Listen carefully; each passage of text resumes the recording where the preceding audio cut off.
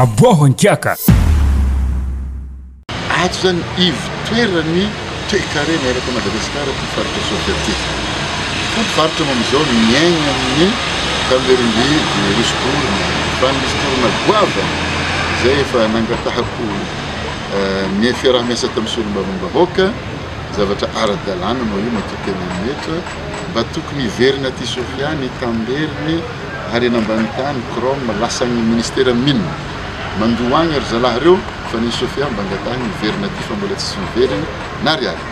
Sahala amizay koa ny resaka paraky efa nantsoky taty ny tompona andraikitry ny paraky ezaka sur 4 milliards d'ariary versena any amin'ny ministère 3 millions d'ariary ihany isan-taona nomena ny faritra Sofia.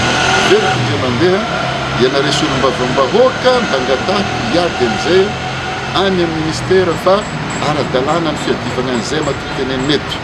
Misy Tambery nioa nidiny aty faritra Sofia fa mbola tsy tonga 4 milliards d'ariary miditrangy 3 millions d'ariary lefa ty nefa tany midadasika tena milliers d'hectares occupé ny zalahy zay mpamboly paraky. Sahala amizay koa crevette tazogny larina voalohany amaky aty amin'ny faritra Sofia midadinarina tsy misy Tambery midy mbola miverina ty.